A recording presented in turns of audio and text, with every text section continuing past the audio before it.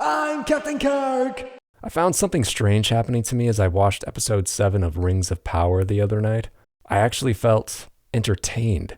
Whoa, okay, just let me explain first. Don't set me on fire just yet. I know how controversial saying something like that is about this show, but I have to be honest here and not just pour more hate on it because the video will get more views that way. And the plain truth is, I kind of liked parts of it.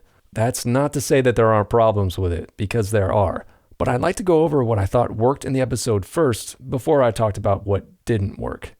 Everything goes to hell. Regarding the story and overall tone of the episode, Lawrence Kasdan said something about The Empire Strikes Back that has stuck with me. Instead of rehashing what came before in Act 1, your second act is about everything going to hell. This philosophy makes sense if I treat Episode 6 as Act 1, and it kind of feels like it, doesn't it? Because didn't it feel like a fresh start? I mean, let's be real. The show has finally got somewhere interesting. It took way too long to get there, but finally, we're somewhere.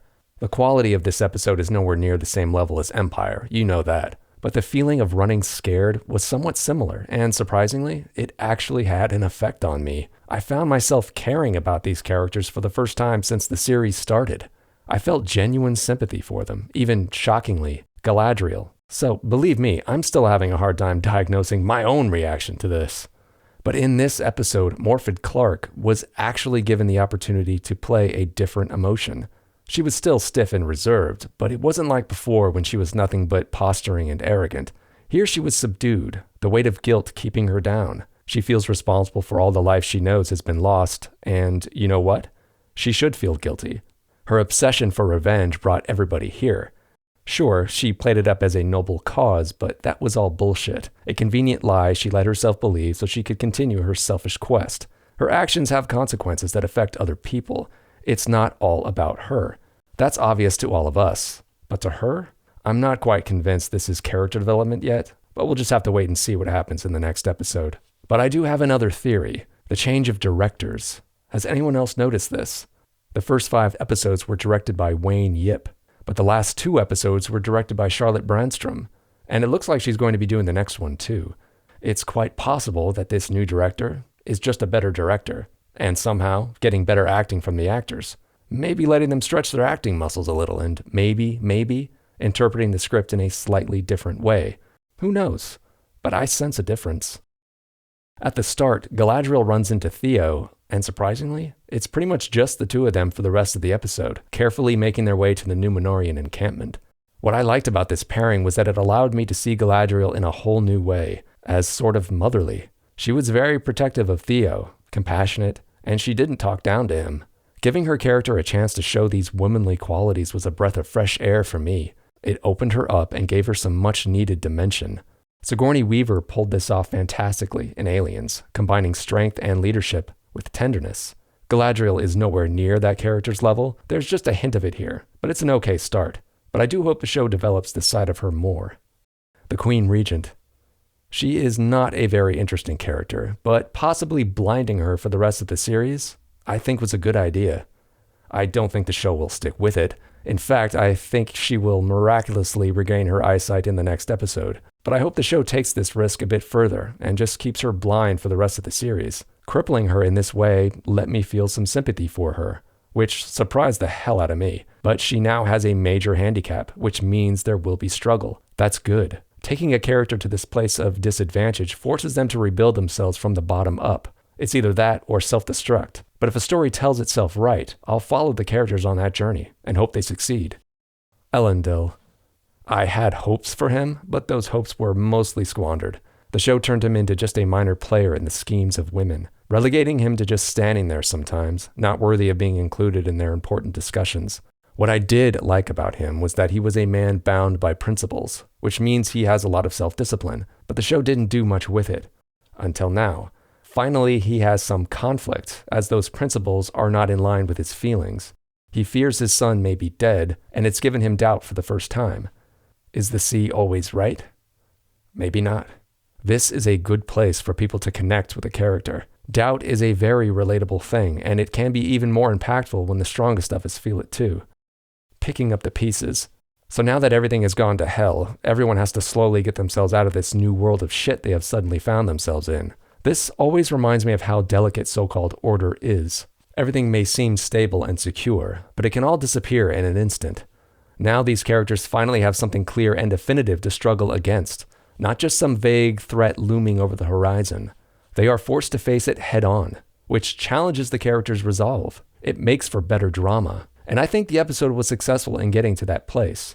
This could just be me though. I feel depressed most of the time, so maybe seeing everyone else being depressed is kind of comforting to me. Is that sick? Yeah, I think that's sick.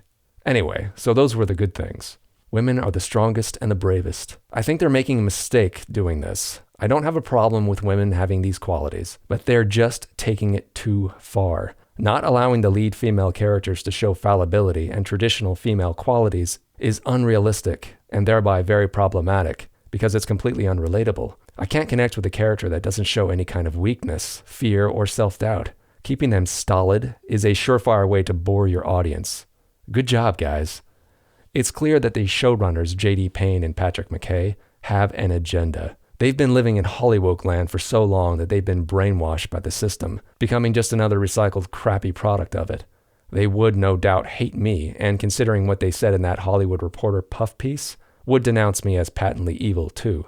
They can criticize me, that's only fair, but you can't dilute the truth, especially when it's this plain. They're portraying these characters as bullheaded, stubborn boss women because it's trendy. Fine, trends in Hollywood are nothing new, but they are pushing it to such an extent that they are denying the innate feminine qualities of these people. Traditional femininity doesn't necessarily mean weakness. Women are different than men. I know that's self-evident, but the attributes of men and women have been so twisted lately that it needs to be stated again. Women are just naturally more compassionate, sympathetic, and nurturing than men. These traits should be boosted in these characters, not hidden. There are things women do better than men, and there are things men do better than women. That's not heresy to say. It's just a fact. It's those differences, though, that allow us to complement each other. A world where women act like men because hip wokesters feel it's a moral imperative to change society, instead of just telling a fucking good story, is not a world I'm going to give a damn about. And neither is anybody else, no matter how woke they think they are. Right from the start of the episode, it's spelled out plainly. Instead of allowing Muriel to depend on others, they have her taking charge, leading survivors. I don't think so, guys. She's a politician, not a soldier. You just can't let men rescue her, because you wouldn't dare portray a woman as needing the help of men that are naturally going to be stronger and more capable. Look, I love women, but I love them because they're women. A woman that is so aggressively masculine destroys my suspension of disbelief, and is just generally unappealing to me.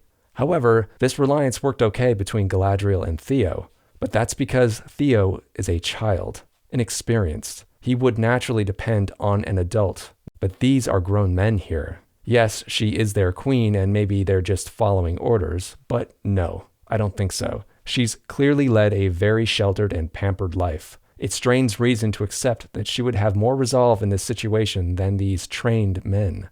And how did she get up to the top of that mountain, by the way? She's freaking blind. Did someone just lead her up there and say, "Okay, find your own way down, loser. See ya."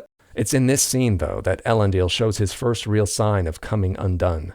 I do like that they took us to this place, but the road they had us walk along was not very well paved. Back in episode 5, when he was denying his son of his want to go to Middle-earth, it came off as him doing so for the sole reason that he broke his oath to the Seaguard. That's how staunch he is in his principles.